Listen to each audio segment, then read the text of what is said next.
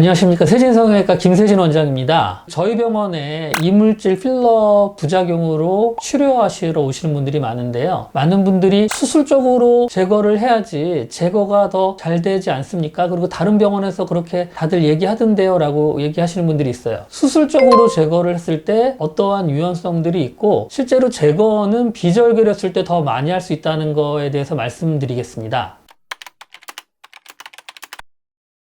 절개술은 피부에 칼로 절개를 해서 수술적으로 이물질들을 이렇게 빼내는 거예요. 내시경으로 해서 들어간다는 것도 있는데 사실 뭐 내시경으로 들어가는 거랑 수술로 들어가는 거랑 수술 방법의 차이는 없어요. 그냥 보는 게 눈으로 보는 거냐 내시경으로 보는 거냐의 차이고요. 실제로 박리를 해서 그 부위에 있는 이물질을 제거하는 건데 그럼 잠깐 설명을 드릴게요. 제가 요게 우리 조직이라고 생각하시면 됩니다. 우리 조직이 마치 이 스폰지와 비슷하다고 생각하시면 되고요. 주사기로 놓잖아요. 이물질을. 그래서 액체나 겔 상태이기 때문에 무조건 스며들죠. 여기 안에 다 스며들어 있는 이물질을 지금 제거를 해야 되는 거예요. 수술적인 건 어떻게 하는 거냐면은 정말 이 스폰지 같은 우리 조직을 절개를 해서 들어간 다음에 여기를 이렇게 박리를 하는 거예요. 이렇게.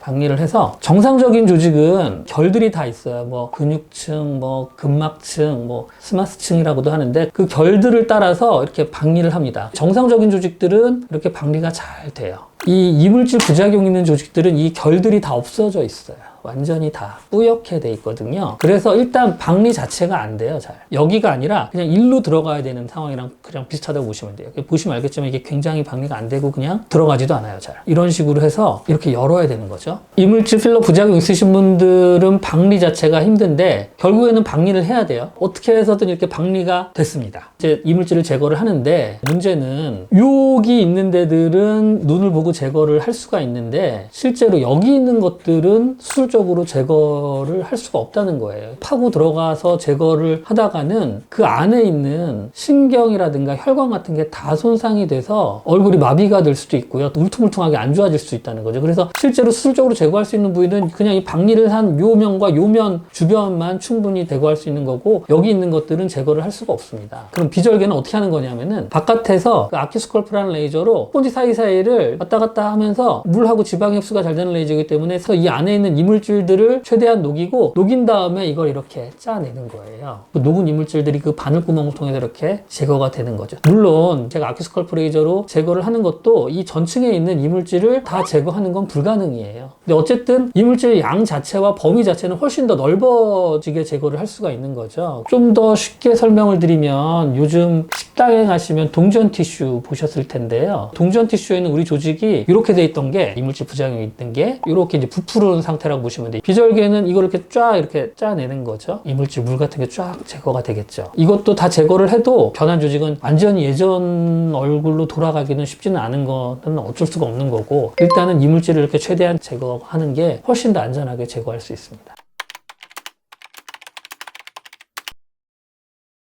이물질을 절개를 했을 때 간혹 부작용이 더 심해지는 경우들도 많습니다. 요 위에 요 부위는 제거가 거의 안 되잖아요. 문제는 이 제거 안 된 부위들이 부작용이 심해지는 경우들이 많아요. 그래서 오히려 수술 후에 딱딱해지고 안 좋아졌다고 오시는 분들이 분명히 있습니다. 다 그런 건 아닌데 이게 정상적인 조직이 아니기 때문에 잘 낫지를 않아요. 새로운 부작용들, 뭐 염증이라든가 감염이라든가 생길 수가 있기 때문에 이런 위험한 것들이 많습니다. 물론 조직 손상되는 경우 더 많이 손상될 수 있는 경우는 당연한 거고요. 새로운 더 부작용이 생길 수 있다는 거죠.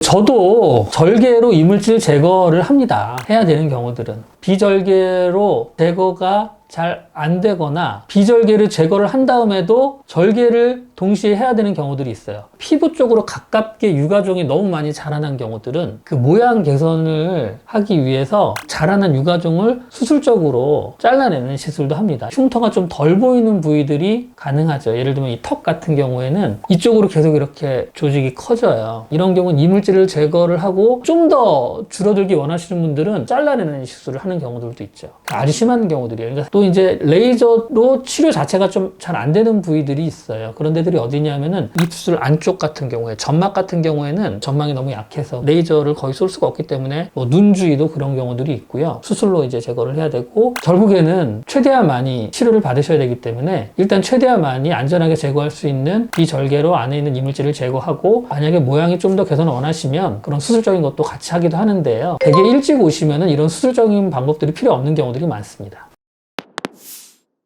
네, 오늘 이물질 필러 부작용 제거 치료에서 절개로 치료를 하는 법에 대해서 좀 설명을 드렸어요. 빨리 오시면 비절개로 치료가 훨씬 더 잘 될 수 있습니다. 그래서 부작용이 의심되신다면 빨리 오셔서 비절개로 치료받으시면 절개로 굳이 치료를 안 해야 되는 경우들이 많으니까요. 부작용 의심되시면 빨리 오셔서 진료를 먼저 받아보시는 게 좋을 것 같습니다. 지금까지 세진성형외과 김세진 원장이었습니다. 감사합니다.